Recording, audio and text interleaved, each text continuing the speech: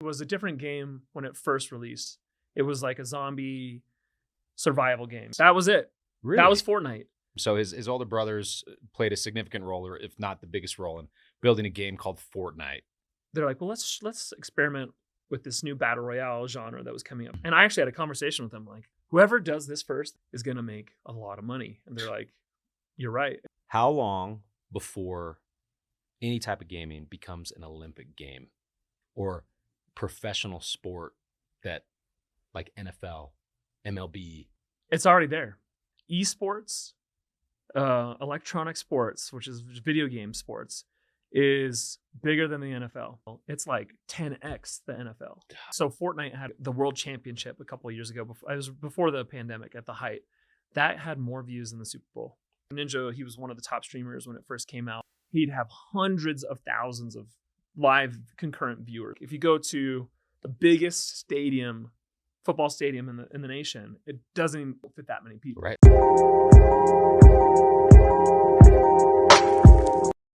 All right, here we go. Wait, so I'm just curious, where am I framed?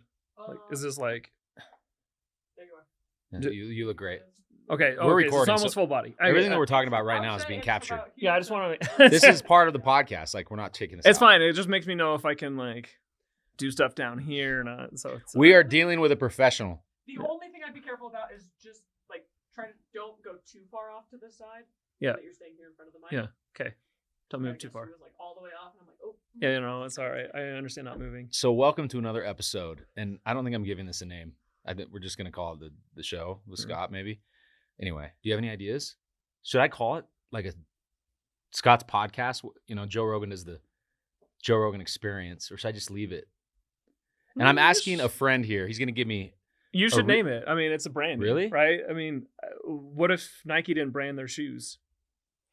Right? I don't know. It's the same thing with like. But what if it's just like with me? Like it's me. Because what's your YouTube channel called? Mustard Plays. Everyone knows Mustard. I have an idea. How about Warner Bros? Warner Bros. The Warner Bros. You might want to double check on that one. Yeah. It's not bros because it's not two of you. Yeah, I'm gonna check with my attorney. Yeah, I don't know. I mean, is it Gigg? No, it's not really. Well, I mean, yeah. I mean, sponsored by Gigg. Yeah, I guess we call it that. Anyway, that's a conversation for another day. I think you need a brand. All right. Because not only that, you can sell shirts someday. If you get it as big as Joe, you have merchandising. You have, people will. You got to have something people can search, right? They're like, oh, I want to see what's going on with Scott's podcast. They got to be able to search it. So, are you saying I have a chance to be as big as Joe Rogan? Is that what I just heard you say? Everyone, yeah. Oh man, thank you. You're saying I have a chance. Anyway, I've got my good friend Chad Mustard on today. We go way back. We started working together on the Stadium of Fire a few years back, but there's a lot more to Chad outside of his marketing, being a pro at marketer and marketing and a pro at so many things, being a newer father. How many kids do you have now? 4. 4. And the newest ones are twins. Yeah. And how old are they? They're turning a year in April 10th. Jeez. It's crazy. Happens fast. It's a different ballgame with twins, right? Yeah, it's weird. It's very well. Look, I'd say that having the first kid's the hardest because you're transitioning from you to dad.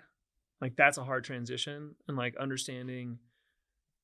Okay, my life is not mine anymore, really. Like you may get an hour a day to yourself, maybe if you're lucky. Maybe wait until you have teenagers, bro. Well, yeah, exactly. But that transition's a little challenging. But once you get over that after your first few months of being a parent, then it's just kind of like dealing with the rush, right? And I feel like twins has been way more hard physically, just because you're like always holding a baby, sometimes 2. Like trying to get 2 to sleep at the same time is crazy.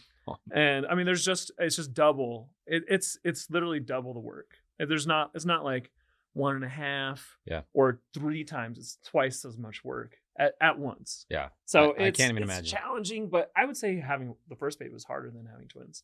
Really? Well, just because it's just new. mentally. Yeah. It's new. Yeah. You're like, what have I done? But it's been a hard year. Yeah. It's been it really an adjustment. It's been interesting. So, little background on Chad. Again, this guy is very talented. When I first started working with him, I remember hearing about this game. So his older brothers played a significant role, or if not the biggest role, in building a game called Fortnite, and also Epic Games. I didn't really care much about it. I knew that my son was playing it, but anyway, I think you at one point asked me if I had ever played, and you like beat Ninja once or something in a game, and I was like, that's really cool, Chad. I don't even know. You're like, that is. okay, good, Yeah. good for you. Well, so fast forward, this is when we first started, working together. Fast forward a few years, my kids, and this is going to be fun because I've never really shared this with people, what a nerd I am with gaming. I love Fortnite, and all of a sudden it dawned on me when my kids finally talked me into playing Fortnite, and the last like game that I'd really done, like shooter game, was GoldenEye. And I loved N64. I heard they're bringing it out again or something. Yeah. It's not going to feel the same. Yeah, I would imagine. It won't feel the same, but a little nostalgia. I mean, Yeah, it'd be cool. for sure. It'll be cool, but anyway, so I played the game. And and this is a question I have to ask you because I won my first battle royale. Do they make it so everyone else sucks in the game to give you a shot at winning? And if you do, it locks you in? Because it locked me in. I don't know. Look, I don't think they've officially ever said anything, and I don't know for sure. So I'm going to have to qualify everything I say because a lot of people think I have all this inside information because of who my brothers are, but I don't necessarily have. But you were just in a group where you got insider info. Like, well, that's true, but that was different. Why? Well, so my brothers aren't involved in the area of Fortnite that I'm involved in at all, and so not really. I mean, they're high up in the company, so they kind of get an overview of things sometimes, but it's not in their department. Gotcha. Right? So yeah, but this has been it's pretty well known, I think, in the community that usually your first games. So there is a skill-based matchmaking, where you get placed in matches that are similar skill to you. And when you first start, they don't know it all. And I think your first game is mostly against bots. Like they're not actual they're not real people. For sure. Just so you know, I captured the video. I'm like, I bet you I could, tear it up on this. My boys are like, yeah, Dad, if you get a battle royale, we'll give you $5, which is like $500 for an 8-year-old, 9-year-old. Well, I ended up winning, and I thought I was so awesome, and I felt like a kid again. So I was like, I actually captured it on Nest camera, of me, and I showed my wife. I was so proud. I'm like, look, I won. My boys were so proud of me, but it locked me in. Yeah. And then I remember, I'm like, I got to tell Chad that I won. And I remember we ended up playing. You joined us for a battle royale game. Yeah. One night. But Fortnite is incredible. It is so much fun. I mean, it's really become an incredible bonding experience for my boys and I. Yeah. We have way too many TVs hanging on the wall in the basement. And I don't know if you've come over to see it, but it might have been a massive mistake because we have the whole neighborhood over there every single day playing. But it gives you can keep an eye on your boys instead of them at someone else's house. That's right. But anyway, Fortnite is an amazing thing, and I want to hear from you. Number one, I want to hear how you got into it.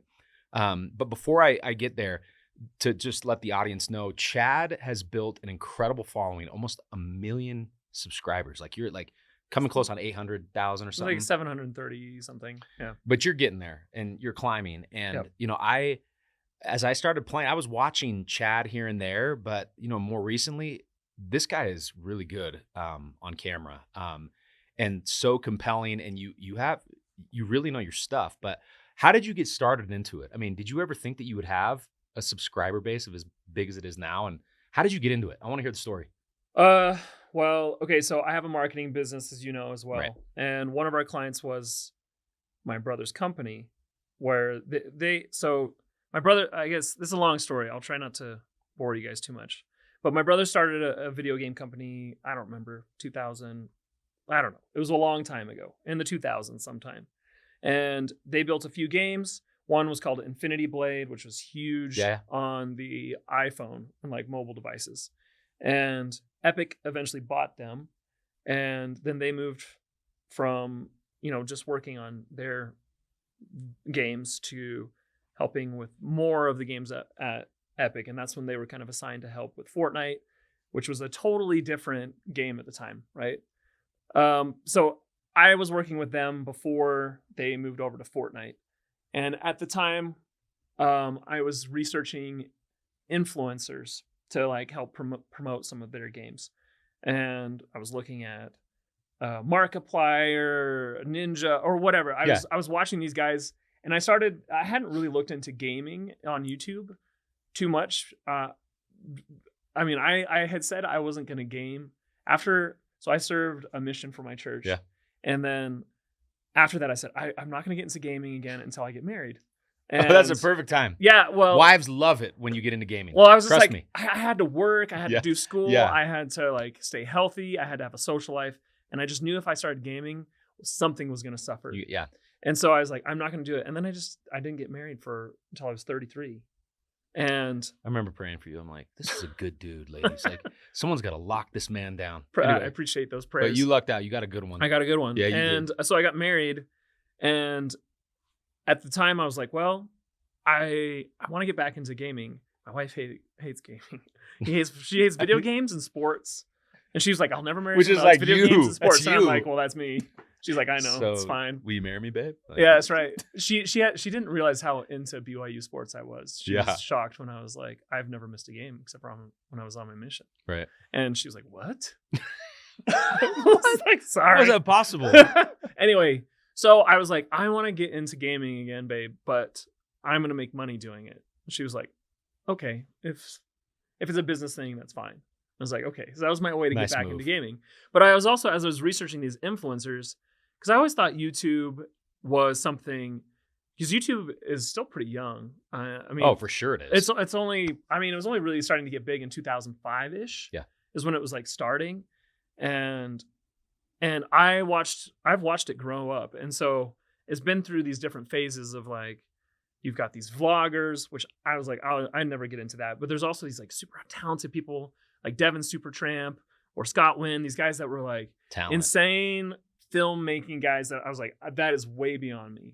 And then when I was researching these gaming people that had only been around for 5, 6, 7, maybe 10 years, like the PewDiePies of the world, like the number one, the father of gaming on YouTube. He just hit his 10-year mark or something. I can't remember. But I watched them and I was like, doesn't take talent. Like, I can do this. I was like, I could do that. Me. Like, that's something I could produce and feel like it was at least close enough to the top guys out there. And so I started getting into it after I got permission from my wife and slowly started building a base up. And I started just playing. I was streaming live. Like, so there's like videos you can produce and you put out. It's 8, 10, 12 minutes long. It's fully edited. And there's live streaming where you just turn on your live and you just stream. And I started streaming and I didn't have any kids at the time. And I could do it on a regular schedule and started building a little bit of an audience playing games like I started building an audience a lot around Zelda, which was Breath of the Wild. Yeah. But I played everything I could in Zelda. I 100%ed the whole game. I did all the speed runs. I played against other people, like speedrun competitions. Like, I can beat that game. I went straight to Ganon. And like it was like all this nerdy stuff. Yeah, I mean, you can go straight to him in that game, and it's freaking hard. But that was an awesome stream because everyone was like, if you get hit once at all in the whole battle, you're dead. And so you have to like flawlessly, you can't get hit. Anyways, after that was done, I kind of floundered and I was like, what do I do? Like, am I playing Mario? Am I playing I don't know. I didn't know. Like, is it good to be, focused on one game? Does that help with building an audience or? It does. Yeah. You can build an audience faster when you're focused, when you find your niche. Yeah. So there are a lot of gamers out there and in the streaming space or whatever, YouTube space, that are variety. They're called variety streamers, where they can play one game and the next. And those guys have much longer lives. Yeah. Like, they won't die with it. If the game dies, so do you, right? And then you're like, I got to switch games, and you kind of have to start over. Yeah. Yeah, I get it. And so it is better to focus. But when Fortnite came out, I knew it was coming out. Like, it was a different game when it first released. It was like a zombie survival game. You would Really? Yeah, I mean, it's called Save the World. And you can still go play it. You should try it. It's fun. Yeah, I just did that with my son. It was a Save the World game, and there's zombies, and there's like a little box or like a fort. So that's what it started as. That was it. Really? That was Fortnite. Really? And it came out, and it was just kind of not doing what... I mean, they had spent 7, 8 years developing that. And then Donald and Jeremy were assigned to come and help with that. Your brothers. So my two brothers, and they're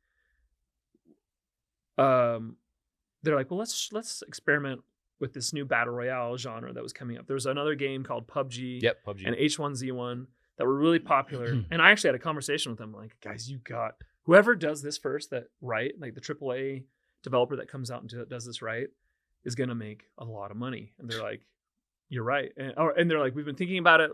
And within 3 weeks of that conversation, they had a prototype they had the first island done. And they were like testing it. Within 3 months, it was released. And wow. And then it just started to blow up because they did it right. It was one of the reasons I think you can get into it with your boys is it's not like you have these other games out there like Call of Duty, right, Modern Warfare, whatever. Right. That are super hyper realistic or whatever. It just feels like you're in a real battle, which is cool. PUBG, even the same thing. But Fortnite has this art style that kind of sucks people in. It's you look at it and it's not too cartoony. It's not like you're playing Roblox or Minecraft, but it's also not so photorealistic that people are like, oh, this is just violent gun game. No, I completely agree. I mean, if I saw my boys playing Call of Duty, blowing heads off and blood, I mean, I'm probably going to tell them to wait a little bit longer. So they're older and playing a game that, that's a little bit more mature. Yeah. I agree 100% with you about the Fortnite approach. It's something that it's like a Disney movie, a good one, right? That's an animated film that really captures the adult, the adult world, and then there's and down the kid. Yeah, and that's the brilliance of it. You're maximizing your audience. That's right. That's right. And no doubt. they figured out a way to not only have something fun and cool, but how to update it. When they first came out, they were updating it every week. A new gun, a new point of interest that you could drop, a new silly thing where you could put on a bush and run around as a bush, and like if you crouched, it made you look like a bush. And they really found a way to bring casual gamers in as well as the professional gamers. Yeah, man. And so that was like, they had this crazy mix. And so I started streaming Battle Royale, and it's one of the problems with it is it's just the same game over and over. And when you're streaming it for 3, 4, 5 hours a day or more, some of these streamers are out there doing it, 8 to 12 hours a day. It can get repetitive. And I kind of got to this point where I was like, there was these awesome guys like Ninja. So Ninja, he was one of the top streamers when it first came out. He played with like Drake live on his stream. Yep. He'd have hundreds of thousands of live concurrent viewers, which is crazy. I mean, you put those numbers into your brain. It's like if you go to the biggest football stadium in the nation, it won't fit that many people watching him live, right? It's crazy. And that's at one point throughout a whole stream. Millions of people are watching them, and it's like there's just this huge audiences out there watching these people. Anyways, he got a big audience because he was just so good at the game. He's a fun personality too, but it was mostly just because you watched him and you said, "Man, that's crazy." The same reason you watch a basketball player playing totally professional sports, you're like Michael Jordan or LeBron James or something like. That's amazing. I could never do that. I remember going down to the basement and my boys would be watching these YouTube videos of Ninja or Mustard Plays. Yeah. Right. I remember the first time I mentioned, I know Mustard Plays. He's my homeboy. And the boys were like, no way, Dad. No way. I said, I swear, let's play a battle royale with him tonight. I called you up and they were like, starstruck. But I couldn't understand. And I think a lot of people don't understand. Why would kids sit there and watch these guys playing the game? Why don't you just play the game yourself, son? Like, what are you doing? Yeah. No, you don't understand, Dad. Well, now I do. Yeah. Because I'm not going to lie. And I'm going to admit this right now. I'll be running on my treadmill and I'll turn on a Fortnite, stream. Battle Royale. Yeah, stream and watch a dude knock out 30 people. Yeah. Sniping, bouncing all over the place, builds. And you're like, well, I mean, I'm just blown away by it. It's incredible. And then you watch them and you say, I want to do it. I want to go practice that. I saw that move that they did, or that place they hid, or that gun they used, and you're going to go and try and emulate that, and you get better, right? Same thing. You watch Michael Jordan do a spin move, and you're like, then the next thing you know, you're out in the driveway trying to do. Kobe says that's what he did, like point blank. He watched Jordan, and he's like, I'm going to do that move. And you watch. I've seen like videos, of Jordan and Kobe doing the same exact move. Kobe was watching Jordan, spins and his turnaround shots and his fadeaways. Yeah. He got those from Jordan. So a lot of the same, rules apply for gaming. Exactly. And that is where I think a lot of people don't understand it, because they're like, well, it's a video game. You're not outside, you're not exercising, you're not doing these things. But that's what the kids want, right? And not only that, is easier to break into professional gaming than it is professional sports.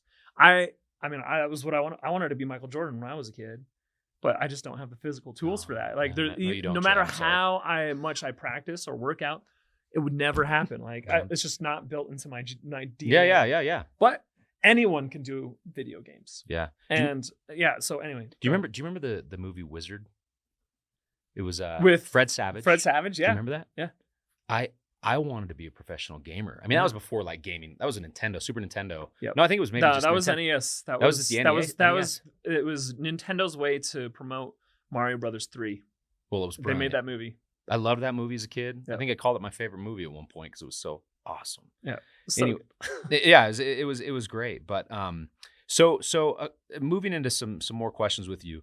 Well, I want to talk about this new Fortnite 2.0. Okay. Because it is awesome. Like I watched your video, I think from yesterday. Yeah. And you're talking about all the cool stuff. What's so exciting about this 2.0 as opposed to what we saw before? So Fortnite eventually came out with a mode called Creative Mode. Yeah. And that's when I switched from Battle Royale to doing this Creative Mode. And that's where you took off. Where you took off in subscriber base, because you kind of took hold of that niche. Site. Yeah, that niche. Because no one else was really doing it. Not in the way that I saw that it could be, because I wasn't a professional gamer. There's no way I could keep up with the ninjas of the world.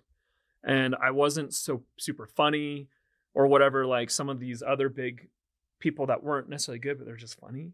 I just wasn't that guy. And so I moved into this creative mode where basically they give you this big empty palette and you can build stuff using the Fortnite assets, whatever you want. You could like do SimCity style, like almost like sort of. Yeah. I mean, it was, so I could build my own mini games and then people could play them. So I could build, they call them death runs, but it's basically just a platformer like Mario, where you try to get from point A to B and there's traps or bad guys or whatever in your way. Or there's adventure maps or horror maps or you could build your own battle royale map, or there's all sorts of things you could build. And then Fortnite would go and put those, they have like a system where you can find different little mini games to play. And so I kind of started to dominate the space, and I knew they announced Creative 2.0, which just came out this last week, almost 3 years ago. And when they announced that, I said to myself, that's going to be huge. I've got to be at the top of this game for when that comes out. Then I'll be at the top. For sure. And I worked for the last 2.5 years to be at the top of that space. And I'm at the top of that space. Yes, you are. And so last week it came out. And so really the tools before were really rudimentary. No developer was going to do that. There's other games out there. So there's this thing called UGC. It's called user generated content. I like to look at it like YouTube. So YouTube is a disruptive technology, right? We have, before YouTube came out, there was cable TV. That's it. YouTube's came out before Netflix even. Yeah. And this YouTube gave people the opportunity to gain audience, get views, and earn money doing it through ad revenue. And you've seen these people. I mean, I think Mr. Beast is our first YouTube billionaire. Yeah. And there's more coming. It's just getting started. This huge space where anyone can make something that anyone can watch. And that's kind of, we're at the very, very beginning right now of this UGC space for video games. So there's a video game out there called Minecraft and a video game called Roblox. They're kind of the dominating forces in this UGC space. Roblox is really the number one right now, where people make mini games and people go and play it. Right now, the Roblox audience is very young, so it's people that are under 10. Really, is like their dominant space. And now Fortnite is trying to get into that space at a much greater scale. Yeah. And so what Creative 2.0 or Fortnite 2 or whatever you want to call it is they've just given us more tools. So Epic is the creator of the Unreal Engine, which powers, 60 to 70% of every video game out there. Yeah. And so they've brought the Unreal Engine into Fortnite. It's I'd call it like Unreal Engine Lite. It's not quite there yet, but I really like it. it's crazy the stuff. Like I can make stuff now that doesn't look like it's Fortnite. It looks like I was playing one game the other day that looks like a side-scrolling Flappy Bird. I don't know if you remember that game. It looks like Flappy Bird. And if I showed it to you right now and said, "What game is this?" You say, "I don't know, some independent game, like a Flappy Bird." And it's like, no, this is Fortnite. Or I could show you one on the announcement. They had like this fantasy thing where this dragon comes in and it looks it's crazy. And it's like, is this Fortnite? They're like, no, that's not Fortnite. The only way you can tell it's Fortnite is by the little character. I'm a giant banana that runs around. Yeah. You can tell it's Fortnite because of the banana running around. But other than that, you'd be like, this is a separate game. And so this is the space Epic's trying to dominate.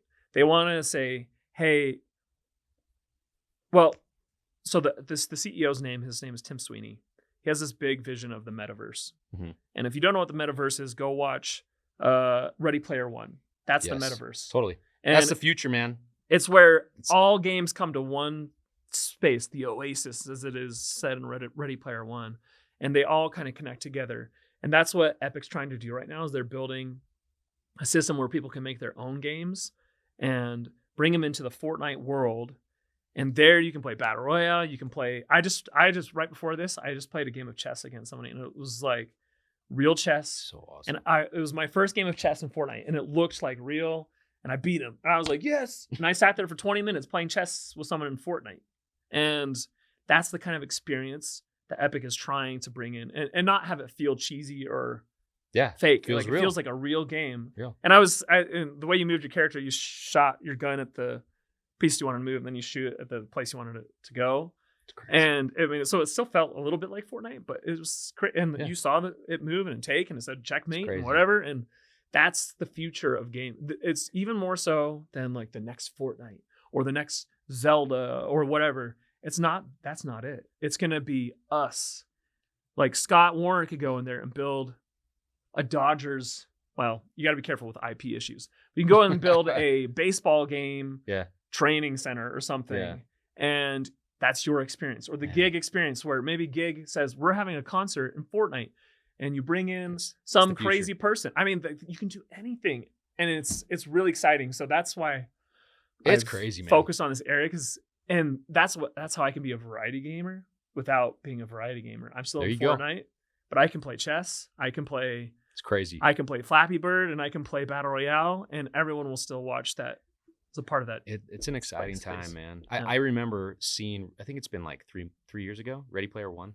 Mm-hmm. I remember after the movie ended, I said to my wife, this is the future. What we just saw is where life is going. Yep. For a lot of the right reasons and the wrong reasons. I mean, that's the case with anything. But you've got to be ready for this as a business, as an individual. Like it's going that direction. Yeah. And I think it's only going to become more the case. And the only way that's going to happen is if companies empower people, right? It's not going to be the 5 companies out there making all the video games. It's the people making the video games. And that's what Epic sees, is that they don't want to make the next Fortnite. They want me to make the next Fortnite, and all the money I make out of that funnels back through them. Right? It's brilliant, dude. Yeah, I mean, that's essentially what YouTube is. Exactly what YouTube is. It's going to be really interesting to watch user-generated content. I mean, there are going to be stars that are infants right now that learn this ball game, and now they're building their whole world and content and engaging a community in a unique way, and they're gonna be just like the biggest stars on the planet because they know how to build their personal brand, which you've done really, really well. And they learn how to monetize it. I think the monetization methods are going to really become interesting too. That'll be really, I mean, so that's one of the big things with this new 2.0 thing is Epic has committed 40% of their net revenues to map makers. So let's say they make $100 million net next month. And so 40 million of that's going to the map makers. And that'll be dispersed based on how long people play your games. It's just kind of like engagement. Cool. And so imagine that 40 million. And what if one map gets half the plays? That person just made $20 million, right? I mean, like there is so much money getting thrown at this. I'll help you. Let's do it, man. Yeah. So as far as you, I want to go. I like talking about brand building. And you've built a great brand with this Mustard Plays. And truthfully, dude, like I watch you when I watch your YouTube channel, you do have a different persona. Not, I mean, you're still Chad. Yep. But like right now, you're Clark Kent. Yep. But when I watch you on Mustard Plays on It's a YouTube, little bit more. you're Superman. Yep. You got like it's pretty interesting. You know, when I first met Chad, so professional. You know, he runs this awesome marketing company. And then I turn on his YouTube channel. I'm like, dude, this is awesome, man. And so I want to know, like, what things have you done to help build your brand? Yeah. You know, your YouTube channel. That subscriber base has continued to grow. What things are you doing, Sure. or do you take very seriously to help build that brand? Well, there's a few things. I mean, so we're talking about, you know, your stage presence. When I first started, you can go back and watch my old videos. I was not, because right now it's like, hey guys, how's it going? I'm Mustard Plays. But Yes. but before I was like, oh, hey guys, welcome, let's play. And it was more like this. So I was just being my normal self. And I watch a lot of other YouTubers. Yeah. And I noticed how engaging they were. Yeah. And I watch other videos of people that aren't. I watch my own videos and be like, I'm not that engaging. And so if you talk like this into the mic, and it's just, it grabs people more. For sure. Right. And For sure. And that, and it increases. So one of the big things YouTube looks at is how long people watch your videos. Yeah. It's just your retention. And I noticed that when I changed my voice just a little bit, the engagement stays. Interesting. Or it stays better, right? It's not always great. And if you can go over the top too, where people are like, oh my gosh, you're yelling at me. And so you have to find the right balance. That's cool. So there's little things like that. A huge part of YouTube, though, is consistency and not necessarily doing the same thing over and over. So a lot of people will say, find something that works. Like, I don't know. I like Mr. Beast. I gave someone I donated $10,000 to a streamer, or I gave $10,000 to a homeless guy, and this is what happened. And that was what made him huge. That was one of his first really big videos, is he gave $10,000 to a homeless guy. And that blew up. And then he did that a few other times. Consistently, yeah. He did that consistently, but it wasn't like back to back. It wasn't like, I gave $10,000 to a homeless guy, and the next video was $10,000 to a waitress, and the next was $20,000 to a... Yeah. Just, it was, he kind of mixed it up. Is you subscribed to that video, but then he had a different type of video that was still really engaging, but different. And then they came back to that later. And so I've kind of structured my content like that, where I'll have something that's like, oh, here's what's new in Fortnite. And then the next video is me building something in Fortnite. And then the next video is, here's 10 maps that are awesome to play in Fortnite. But then I come back to the update videos, and then I go back to that, and you kind of create these little content buckets that you dip into. I've got 5 or 6 or 7 of those, and I've found that they work, and I let those, I always dip back into those buckets until the bucket kind of dies, and then I bring in a new one, and I let that one just disappear, and people will be like, wait, I remember when you used to do those videos, whatever happened to those? And I'm just like, yeah, they weren't pulling the audience anymore. I found something else that was pulling the audience, that was new and engaging. So I'm always doing the same thing, but slowly changing it over time so that people are always coming back. Even if they're not coming back for every video, every 5-6 videos, they're coming back. Before they know it, they're coming back every 2 or 3 videos. So that's an important part, I think, of branding. Is it's not always like, all I put out is this one thing, and that might work for someone for like 2-3 weeks, maybe a month. Not for many. But then they die, and they're like, the algorithm hates me. It's like, no, your audience hates you. It's like, that's the problem. Everyone blames the algorithm. It's not. It's just, how do you keep people engaged? It's good stuff, man. There's some great pieces of wisdom for all you aspiring, YouTubers that Chad just gave. I would say it's not even just YouTube. Well, anything. Yeah, you're right. You're right. Anything. It's anything where you feel out of control, where you feel like something else is affecting your work. And it's like, oh, it's because of this person, or it's because of this thing, or the audience just doesn't care anymore. And so, well, it usually is because your audience doesn't care anymore. What are you doing to keep your audience engaged? Okay, maybe your boss is your audience. What are you doing to keep your boss engaged? If you're doing the same thing over and over again, your boss is going to get bored with you. That's right. you got to do stuff to keep your That's boss great. engaged, or my audience is 15 to 18-year-old boys. How do I keep them engaged? Right. I think about that all the time. And like, I'm always watching shows that they watch. Like, I watch a ton of anime now. Yeah. Because my audience is into anime. Smart. It's like you're And researching your target audience. absolutely. I mean, I'm watching Dragon Ball Super right now. Like, Cool. last night I was watching Dragon Ball Super. And luckily I like that stuff. But it's also because I'm basically a 17-year-old boy in my Aren't we all? I mean, I'm We still all that. are. But it's I have got to know my audience. It's good. And it's the same thing for anything out there. I mean, I don't care who you are or what industry you're in. It's the same thing. You got to know your audience and you got to know how to keep them happy. That's great wisdom right there too. So next question for you. If you were to name 3 content creators that you think do it right, first 3 that come to your mind, whether they're YouTubers, anyone on social media, who do you think is building a brand properly with the content they're putting out on a regular basis? Oh, well, I mean, the obvious one is Mr. Beast. He's incredible. Like, he knows the system and how to engage people, and it's out of this world how he does it. And not just in his videos on YouTube, but in his businesses. I mean, he's created a fast food restaurant. He's created a chocolate bar. It's in every single Walmart. And Brilliant. not only that, is like, he's figured out how to galvanize his audience to, like, a few weeks ago, he tweeted out, "Oh, all of the displays look like this in Walmart. You know, it's just mess." He said, "If you see this, fix it for me and like make it look nice." And so now everyone was like tweeting him stuff, and he's like, "I'll send you 10,000 for doing that."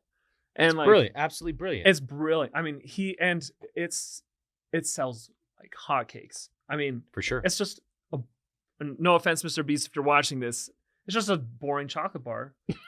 It's just a little bit, it's nothing special. Yeah, but it's a Mr. Beast chocolate bar. It's a brand. So that's what I'm going to buy instead of a Hershey's chocolate bar. And that is also where branding's going. That's where, and not just branding, that's where consumerism's going. It's going to be, Totally. I'm going to buy the Mr. Beast burger instead of the McDonald's burger.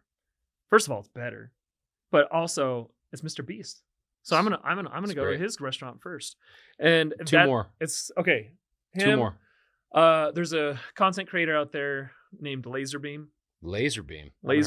He's a gamer. Yeah. He's just really engaging. I love his stuff. And he's figured out a way to stay alive through, he got bored with Fortnite, moved to Roblox, kind of moved back to Fortnite, did all these, he does reaction videos to things. I just like his personality. His personality's really good. Humor, And is it humor? It's humor. It's humor. Humor and Humor's memes. so powerful. That's really what it is. That's so powerful. And then Number I 3. would say, I mean, I think of Disney. Right. That's not like an influencer. I mean, Disney. But is, no, they're absolutely an influencer. But they kind of do the same thing. They've struggled in recent years. I love that they brought Bob Iger back, but I think Bob's one of the smartest men who've ever lived. He's a smart dude. But they figured out a way to make franchises work, right? That I actually went to a stockholders meeting with Bob Iger years ago, and it was here in Salt Lake, and there was only like 100 people there, and I was sitting right in front of. I was like 10 feet away from Bob Iger and listening to him like talk about the strategy of Disney. I don't know why aren't there more people here? Well, they probably just didn't get the word out. That's amazing. It was crazy, but he sat there and talked about Disney's strategy. He's like, I don't want to find the one-off movies. That's just gonna be a one-hit wonder and we're done. He's like, I want franchises. That's why we bought Star Wars. We bought Marvel. I mean, Marvel is how many movies now? 40. A lot. And another 40 on the way. Or another 100 on the way. And it's not just movies. It's shows. It's merchandise. It's everything, right? It's rides at their parks. It's brilliant. And that's the same thing for me that I'm looking for. My content is like, okay, what's my Marvel? What's my Lucasfilms? What's my Pixar? What's my smart whatever? And then you dip back into that when it makes sense, right? You try not to overdo it. If you overdo it, then you get stuff like what's happening with Star Wars. But they're finding it, if we just go to more the TV route, it's going to be better. Right. I mean, The Mandalorian, Andor is so spectacular. I mean, so I look at Disney a lot as an example of what to do and sometimes not what to do. Yeah, right? I mean, everyone makes mistakes or does things that others won't agree but with. They're a media company that they get how to do it and how to make a lot of money doing it. And so I like to watch Those them. are 3 good ones. Okay, so a couple more questions for you, and then we'll close this down. But how long before any type of gaming becomes an Olympic game or professional sport that like NFL, MLB? How soon before it becomes that serious? And do you think it becomes that serious at one point? Well, define serious. Meaning we're seeing viewership like NFL. Like it's on primetime TV, Okay. battle royale, or a guy going against, he's Zelda going against Ganon, the most advanced Ganon, like stuff like that. Well, it's already there. Is it? It is already there. Most people don't know it. I mean, we're not just talking about the United States. We're talking about worldwide. Esports, electronic sports, which is video game sports, is bigger than the NFL when it comes to viewership. And I would say it even rivals that in like sponsorship and money. A lot of people don't know it because it's so segmented. There's different video games that pull in these audiences, but I mean, your kids are probably watching more video game sports than they're watching real sports. They are. And parents don't realize it because they're not really that involved with their kids and the media they're consuming, or how much they're watching on their phones or on their tablets in their Do you think room that's or an issue whatever. in itself? Oh, yes. Oh, it's a huge issue. I mean, I know it affects my audience when I say don't let your kids do that, but I mean, I'm gonna be very strict with my kids when it comes For to sure. what they consume and how they consume it and where they can consume it. My kids won't be allowed to have stuff in their rooms, Yeah. and stuff like that. That's a whole other topic. Yeah, totally. But esports has already eclipsed. I mean, some of the numbers that you see of people viewing a really hyped, like, so Fortnite had a big world series, like the world championship a couple of years ago. It was before the pandemic at the height. That had more views than the Super Bowl. That's And it wasn't on primetime television, though. It wasn't on ESPN Sports, whatever. It was broadcast on YouTube and Twitch and wherever else they broadcast it. But That's it had way more crazy. viewers. And not just because Epic was broadcasting it. It was because so was Ninja. And so was 5,000 other content creators to their huge audiences. So when you combine all those numbers together, it's not only is it bigger than the NFL, it's like 10x the NFL. It's just in a different medium that people in the mass media don't really understand. Mass media doesn't get it. No, they don't. They don't get it. They one better bit. start getting it. And it's too late. It's too late. These like cable companies are going to be gone in 10 years. And even the Netflixes and the Disney Pluses of the worlds, they kind of get it, but not really. I feel like it's the UGC space is where that's it. So is YouTube going to be the kingpin of them all? It already is.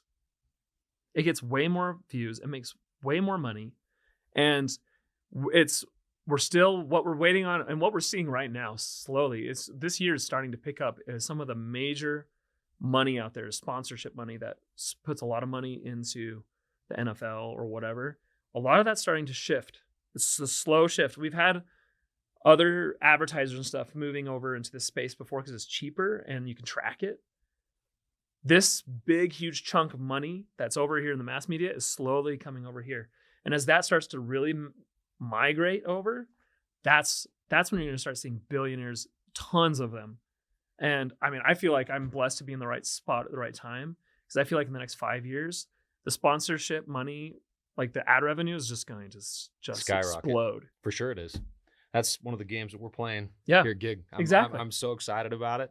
So yeah, man, those are great things. But I do want one question answered. Okay. Does gaming become an Olympic sport? Oh, I have a hard time seeing that. Really?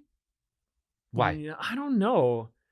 I just don't think the Olympic Committee would allow it. I mean, I guess I shouldn't say no. I would say probably not Soon. But maybe eventually. in 50 years. I got asked the same question. I'm saying 20 years from now. because of the money they see in it. Yeah. And the yeah, you're I right. mean, well, you just said It's that the it's money. bigger than NFL, Yeah. right? And we know that there are gamers globally. Yeah, we you're know right. the kind of audience. I mean, I can't imagine. I would be so tuned in if all of a sudden, whether it's a summer game or maybe they even build a U.S. or excuse me, an global Olympic that's in between the winter games and the summer games. I mean, people would tune in globally. Maybe. I guess a better question is, will the Olympics exist in 20 years? That's a great question. Right, or 30 or 40. Their numbers are dropping like crazy. Why do you think that is? Actually, that's a whole nother conversation because I have some thoughts on that. Yeah, I don't know. I don't know. Yeah, do we want to get into that? Because there's a lot. Yeah, there's a lot of there. politics, a lot of stuff. Yeah, a lot of stuff I have issues with. Get it together, Olympics. Yeah. Get it together. Get it together. Come on, guys. Jeez. Anyway, well, dude, I am so happy you came on. It's always fun talking to you, Chad.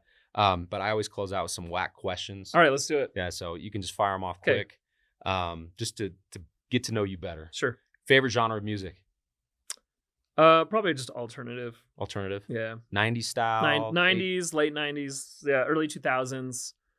Like a Goo Goo Dolls is probably So like good. some of my favorite. So good. Okay. What is your favorite superhero and why? Probably Batman. It's a good one. He's just a little bit more of a normal guy that works really hard. He doesn't have. I don't like. I'm sorry. I think you love Superman, right? Yeah, I'm a huge Superman fan. I hate Superman. I'm sorry. He's just like he's like the hero you create when you're like, oh, okay, he's super strong and he can fly and he can do everything. and he can shoot lasers through the wall and he can see through the wall It's and awesome. he can freeze you with his mouth. Like, Isn't that's that so awesome? boring. No, that's That is awesome. boring. Yeah, but you throw in kryptonite into the mix. Oh, that's so lame. Oh yeah, gosh. he's unstoppable until you just have to bring this rock around him. You know what? Sorry. I'm not as excited to have Chad Mustard on my podcast. No, I get it. A lot of people have strong feelings about that. I like the ones that have like there's growth and conflict, and But Superman doesn't have that? not really. Well, try and be Superman on a world like this. Or, I mean, that's hard, man. I get Ben it. Folds' 5 song about Superman? Come on, dude. It's not easy. It's not easy, yeah, whatever. But if he wanted, he could just be like, "I'm done with this" and blow up the world. Yeah, okay. I think it's awesome, though. Yeah, I do like Superman. I just think he's the lamest. Overpowered? He's just OP. Yeah, he's way too OP. OP, if you don't know what that means overpowered. My son's taught me that on Fortnite. Yeah. That gun's way too overpowered, which leads me to my next question. What is your favorite gun of all time on Fortnite? Let's talk assault. Let's actually that's hard because you got to categorize them. There's shotgun, Yeah. right? There's the snipe. I know. I would probably say it's called the LMG. I don't know if you've even played with that one. It's just like a machine gun. Yeah, it's awesome. It's right now. It's in the SMG game or right now? LMG? Is it like it's like the overpowered SMG gun? So it's like it's kind of more power. It's got 100 bullets in its clip. It takes a long time to reload. It's not in the game right now, I don't think. It was 2 seasons ago. Yeah. 3 seasons Comes ago. and goes. Yeah. But that's one where you can just spray. Yeah, but that's OP too, so that gun sucks. Chad. Yeah, but it was fun. Yeah, that was fun. Mine's Scar. Love the Scar. Oh yeah, the Scar's great. Love the Scar. Yeah. And I love the Dragon Sniper. The MK7 was really good, which was Sweet. Yeah. it had a red dot where you could zoom in and it rapid fire. That was a really good one. That is a good one. Okay, next question. Your favorite Star Wars character? Character? Character. Darth Vader. Really? Oh my gosh. The real Darth Vader. I'm not talking about Anakin.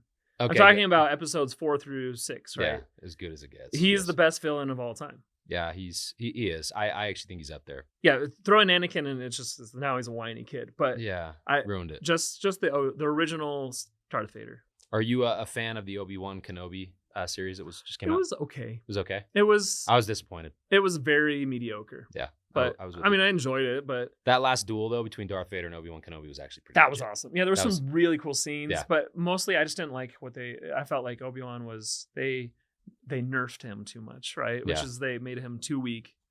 I felt like he needed to still be tougher. Yep. Okay, one last question. What is your wife's biggest pet peeve about you, Chad?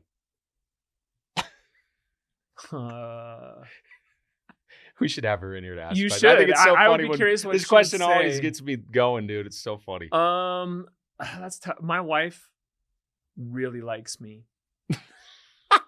It's too. weird to me. It's weird to me. Yeah, I can't. She dated a lot of really dumb guys. So when I came along, which I think I'm just like a normal dude, like I treat her really well, but that's how I would always treat a girl. And she was just like, "Whoa!" Or I do the dishes. What? She's like, so there's just like stuff like that. She's just but I don't know. No pet peeves. I kind of have a tendency. So I'm very patient until I'm not. Like I just switch. I go from like I'm fine until I'm like, stop doing that, to like my kids or whatever. It's just like, whoosh. I mean, it's not a quick switch in my mind, but it is to her where I'm like, stop it. So I think she doesn't love that. Okay, well, you need to fix that, Chad. Yeah, I know. I'm working on it. So anyway, thanks so much for coming on, dude. Where can people find you or follow you? Twitter is where I do a lot. So Yeah. there's Mustard Plays on Twitter, and obviously on YouTube is where, yeah, if you want to watch Fortnite creative content, it's actually pretty fun, and you'll know what I'm talking about when I'm talking about an alias. When he gets on camera, I mean, we've seen a little bit here, but you got to watch him on the YouTube channel. It is good. It's actually really good. I'm glad you think that. No, it's good. My man. sister, I'm not sister can't watch it. She's like, it's too different. Hey, well, She's like it. it's cringy. It's pretty good. Like, I'm it's sorry. pretty good. And my last and final question: what's your favorite cereal? And I don't even know if we have it in here. You are. Cocoa Pebbles. Okay, Cocoa Pebbles. I would right now be handing it to you, but we don't. Oh, it's delicious. Yeah. We forgot. Michelle, that's your fault, actually. I'm going to throw it on Michelle. Okay, fair enough. Anyway, thanks for coming on, dude. Thanks for having me. Yeah, this has been a lot of fun. So until next time, I guess. Thanks, guys. See you.